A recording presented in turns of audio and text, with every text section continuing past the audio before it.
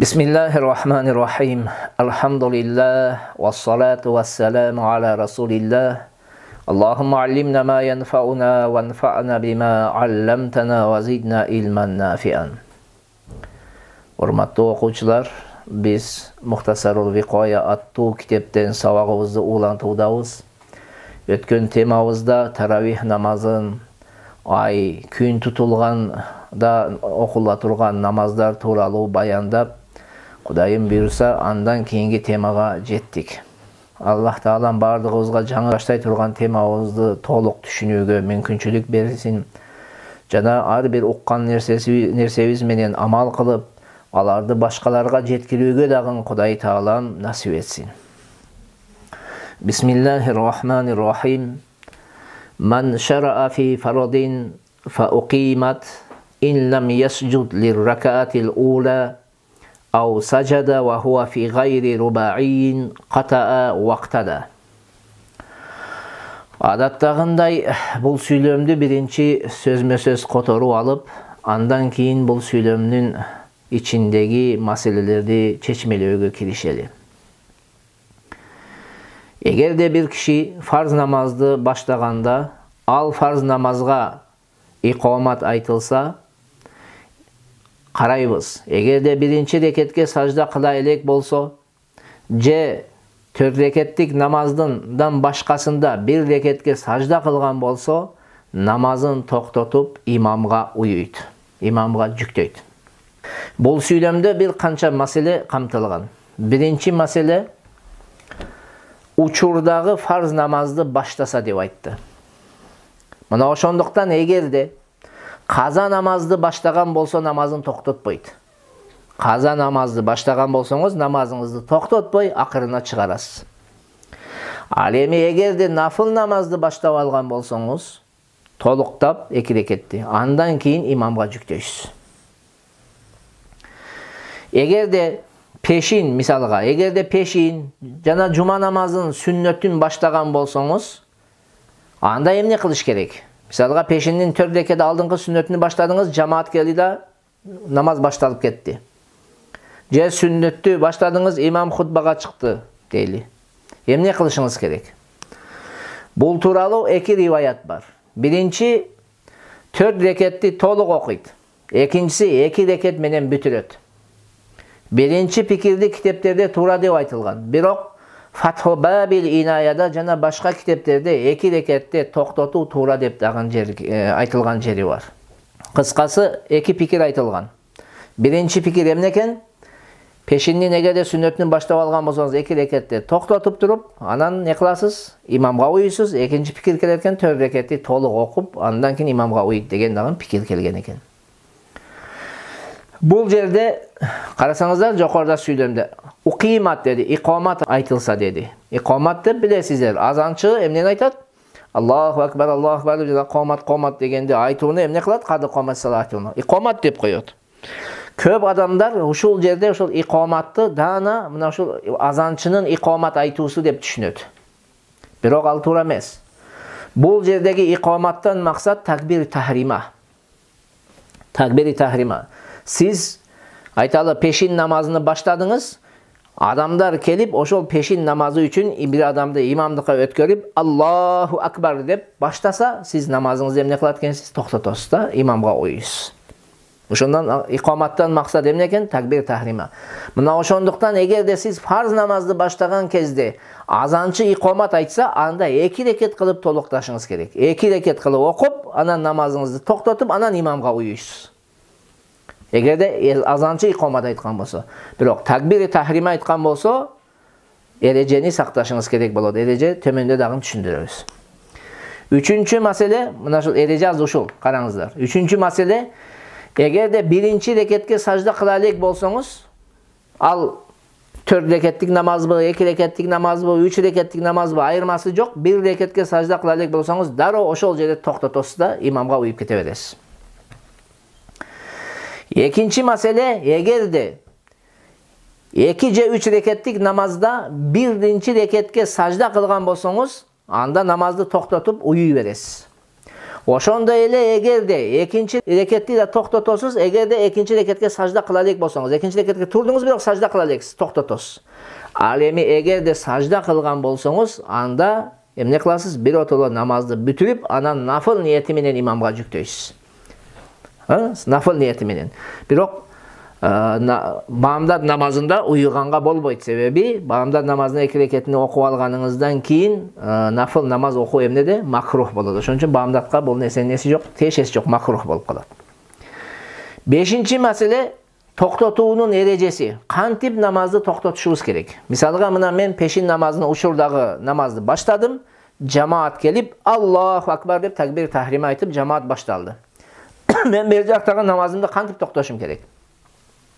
Бул тууралуу бир канча пикир айтылган. Биринчи пикир, тик турган абалда бир салам айтат дейт. Ассаламу алейкум ва рахматуллах дейт. Эгерде тик турган болсоңуз. Экинчи пикир, эгерде кааласа тик турган абалда такбир айтып имамдын намазына кошулуп кетет. Жүрөктөн ниет кылат да Аллаху акбар деп колду көтөрүп эле Аллаху акбар деп туруп имамга кошулуп кирип кете берет дейт. Салам айтуунун кажети жок дейт.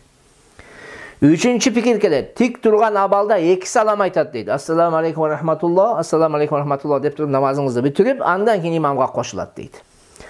Төртүнчү пикир, каадага кайтып отуруп, анан салам айтат деген пикир бар. Ошол биринчи пикири, эгерде тик турган абалда болсок, эмне экенбиз? Тик турган абалда бир жагыбызга салам айтып, намазыбызды токтотуп, имамга уюйбуз.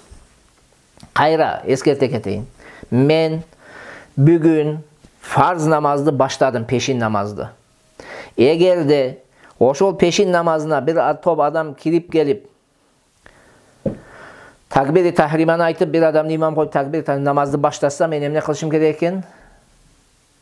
Токтотуп, имамга уюшум керек. Нафыл болсо эмне кылам? 2 рекет кылып анан токтотом. Ушул эреже, эсиңизден чыга албаңыздар. Ва каза фихи ба'да даммин ухра. Ошондой эле эгерде 4 рекеттик намазда бир рекетке сажда кылган болсо, дагы бир рекет кошуп, намазын анан кийин не кылат? Токтотот дейт. 2 рекет нафыл болот, кийин анан уюп кете берет. Ал эми эгерде 4 рекеттик намазда бир рекетке сажда кылган болсо, эмне дедик? Дагы бир рекет кошот.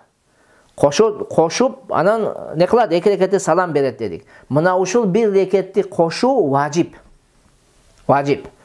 Шоң бир рекет сөзсүз түрдө кошобуз, 2 рекет болот, салам айтабыз, анан кийин имамга эмне кылабыз? Уюйбуз. Мисалга пешин намазды мен баштадым. Бирок бир рекетке сажда кылдым. Сажда кылган болсом, дагы бир рекет кошом, 2 рекет болот, ташаххудду окуп, салам берип, андан кийин имамга эмне кылам? Уюймун.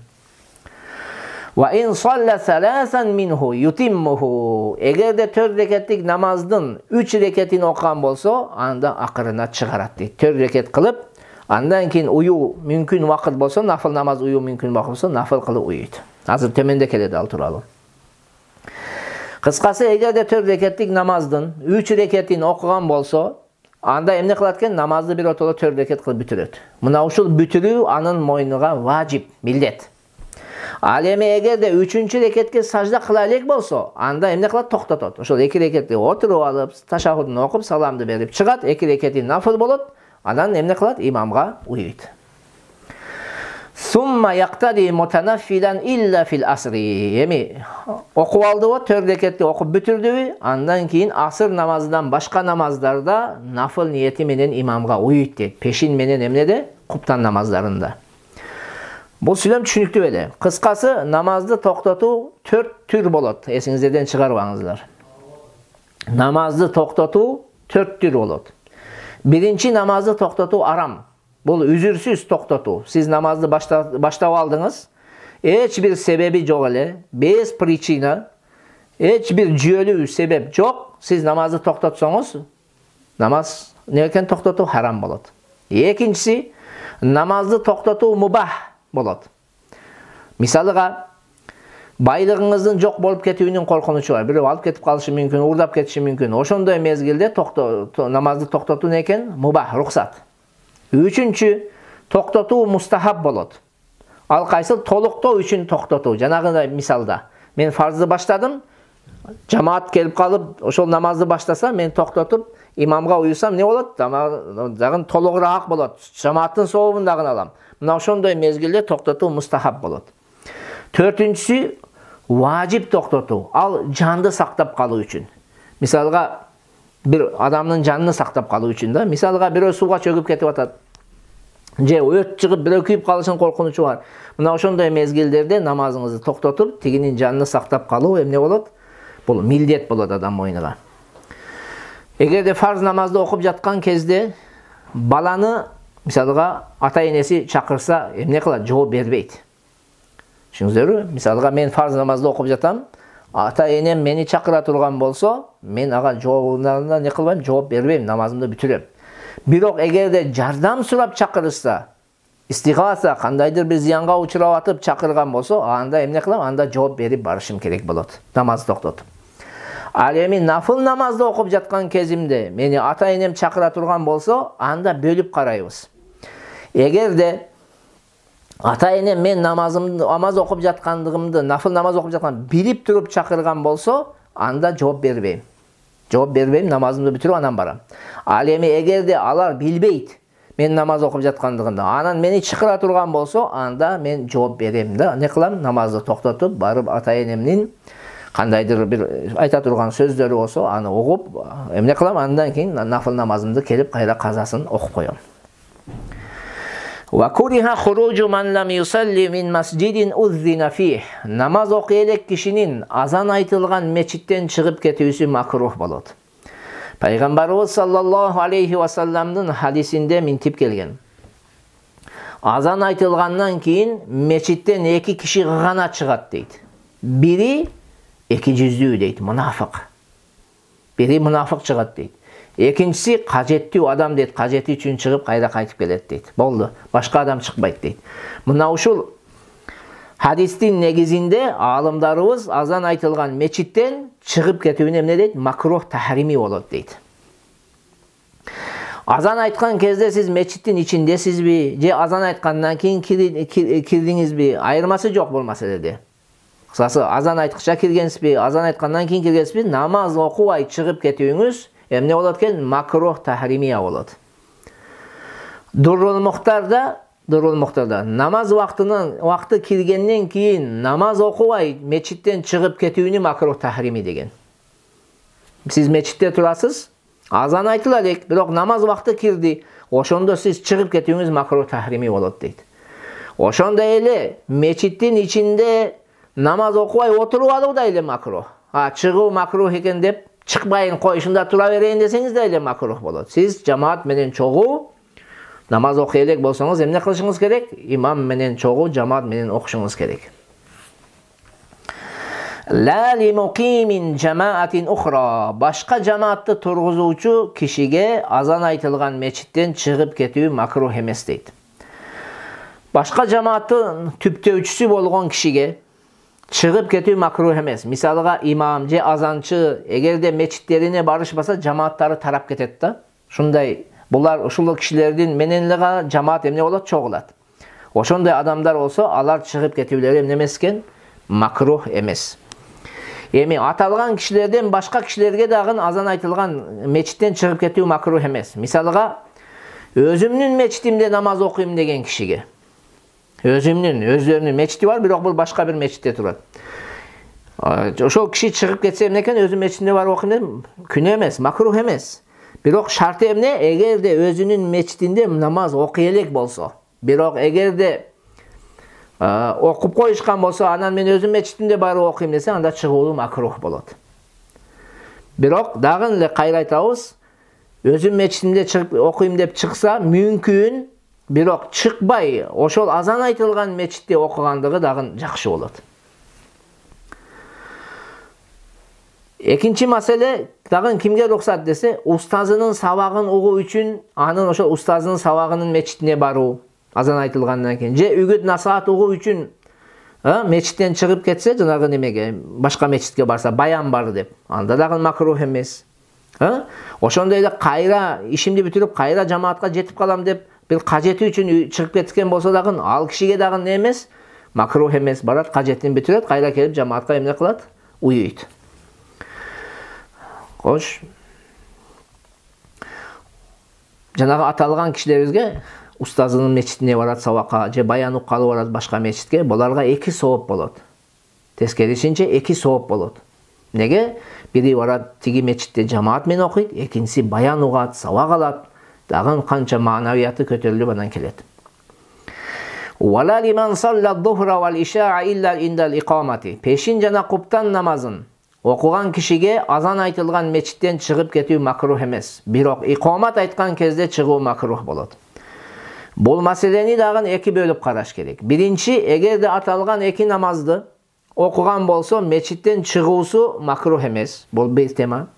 Экинчи маселе, жамаат менен окубай жалгыз окугандыгы макрух болот.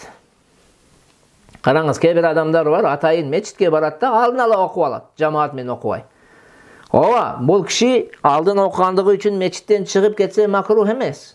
Бирок ошол мечитке барды, алдын ала окуп алып, жамаатка катышпай чыгып кеткендиги үчүн макрух болот. Мына ошондуктан бул жерде биз эмне дешибиз керек? Жанагы мечиттен чыгып кетүү макрух эмес, эгерде үзүр менен болсо, үзүр менен болуп алдын ала окуп, мисалга чыгып кетсе, ошондо макрух эмес. Түшүндүңүзбү? Жөндөн эмес. Кээ бирлер жөндөн эле алдын ала окуп алат да, жамаатка катышкысы келбейт, алдын ала окуп алат да отура берет. Аларга күнөө болот ал. Бул себеп менен алдын ала окуп алган болсо, үзүр менен. Да анан чыгып кетсе эмне эмес экен? Макрух эмес. Бирок иқомат айткан кезде буларга чыгуу эмне болуп калат? Макрух болуп калат. Бул жерде иқоматтан максат такбир тахрима эмес. Бул жерде азанчынын иқоматы максат. Азанчы иқомат айтса, чыгып кетүүңүз эмне болот? Макрух болот. Сиз эмне кылышыңыз керек? Нафыл уюшуңуз керек пешин менен куптанда. Ва фи гайрихима яхруджу ва ин уқимат. Пешин жана асырдан башка намазда иқомат айтылса да чыгып кетүү макрух эмес. Бамдат намазын алдын ала окуп алган болсоңуз, асырды окуп алдыңыз, шамды окуп алган болсоңуз, иқомат айтса дагы не эмес экен? Чыгып кетүү макрух эмес. Тескерисинче ошол жерде чыкпай отуруп алуу макрух болот. Тескериси макрух ошонун. Ва ятруку суннатал фажри ва яктади ман лам юдрикху bijam'in in addaha. Бамдат намазынын фарзын жамаат менен окууга үлгүрбейм деген киши бамдат намазынын сүннөтүн окубай имамга жүктөйт. Кыскасы, мечитке кечигип келдик, имам бамдат намазынын фарзын баштады. Эгерде биз сүннөттү окусак, фарз эмне болот? Фарзга жамаат менен жетишпей калабыз. Анда сүннөттү окубай, дароо эле эмне кылабыз? Имамга уюп кете беребиз. وَمَنْ أَدْرَكَ رَكَعَةً مِنْهُ صَلَّاهَا. Ал эми кимде ким фарз намаздын, бамдат намазынын фарзын бир рекетине жетишем десе, анда сүннөттү окуйт дейт. Эгерде бамдат намазынын бир рекетине жетишем десе, анда сүннөттү окуу экен сүннөт болот. Бирок мечиттин эшигинин жанында же саптардын артында бир түркүккө карап не кылыш керек? Окуш керек болуп калат. Сапка аралашып туруп окубаш керек. Фарз окуп аткан сапка кирбеш керек.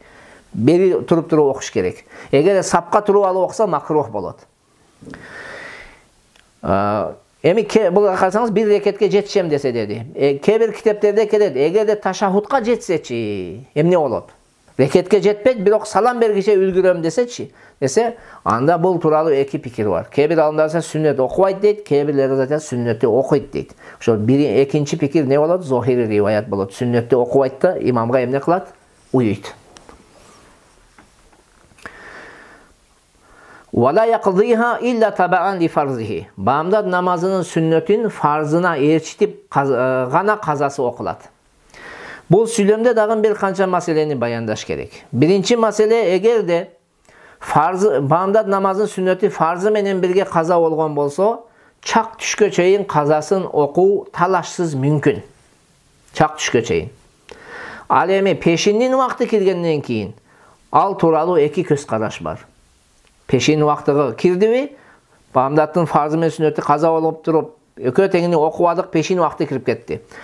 Анда биринчи 2 көз караш бар, биринчи пикир окулбайт дейт. Бул пикирди кээ бир китептер туура деген. Экинчи пикир келет дейт, окулат дейт. Ошол биринчи пикир туурарак. Окубайбыз. Экинчи маселе, эгерде бамдат намазынын сүннөтү өзү жалгыз каза болгон болсо, анда дагы талаш бар. Фарзга жетиштик, бирок сүннөттү окуган эмеспиз. Талаш бар. Окуйбузбу сүннөттү же окубайбызбы? Кээ бир алымда айтат, күн чыгуудан мурун талашсыз окуу мүмкүн дейт. Кээ бир алымда экинчи пикир келет, күн чыккандан кийин Абу Ханифа менен Абу Юсуфтун пикири боюнча казасы окулбайт дейт. Имам Мухаммадтын пикири боюнча чак түшкө чейин казасын окулуусу жакшы деп келет. Экинчи пикир бул. Үчүнчү, чак түштөн кийин талашсыз казасы окулбайт деген дагы маселе бар. Кыскасы, эң туурасы кайсыл? Бамдат намазынын сүннөтү эгер өзү жалгыз фарсыз каза болгон болсо окулбайт.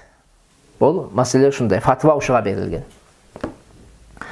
وَيَتْرُكُ سُنَّةَ الظُّهْرِ فِي الْحَالَيْنِ وَيَقْتَدِي ثُمَّ يَقْضِيهَا قَبْلَ شَفْعِهِ. Peşin namazının sünnetini iki avalda okubay imamga жүктөйт да, andan keyin iki reket sünnetten murun kazasını okuyt deyt. Peşin namazının bir reketine jetem dese dagın, jetpeyim dese dagın, peşin namazının sünnetini okubay imamga uyuyt. Qarаңыз, peşin namazının bir reketine jetse, jetpese ayırması yok. Sünneti ne kılat? Okuyt.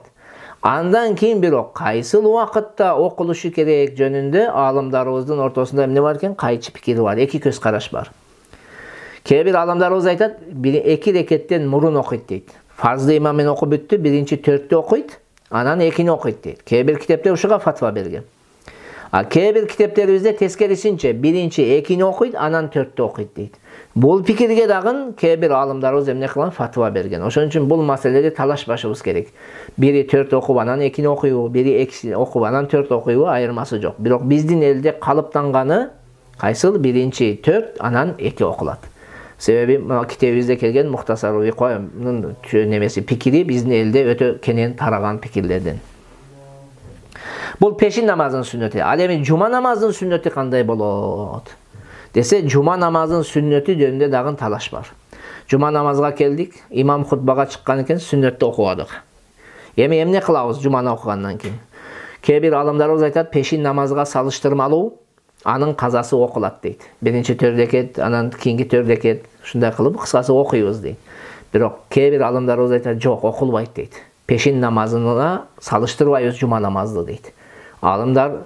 Көп алымдар мына ушул пикирге фатва берген. Кыскасы, бул маселеде дагы талашпашыбыз керек. Бирөө казасын сүннөттү окубаса, окубаптыр.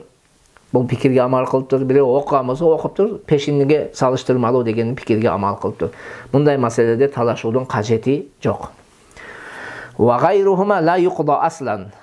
Бул эки намаздын сүннөтүдөн башка сүннөттөрдүн казасы такыр не кылбайт, окулбайт дейт. Фарз менен чогуу каза болобу, жалгыз каза болобу айырмасы жок. Айтор, ушул эки намаздын сүннөтүдөн башка сүннөттөрдүн казасы окулбайт. Аллах таалам бардыгыбызга туура түшүнүк берсин. Ассаламу алейкум ва рахматуллахи ва баракатух.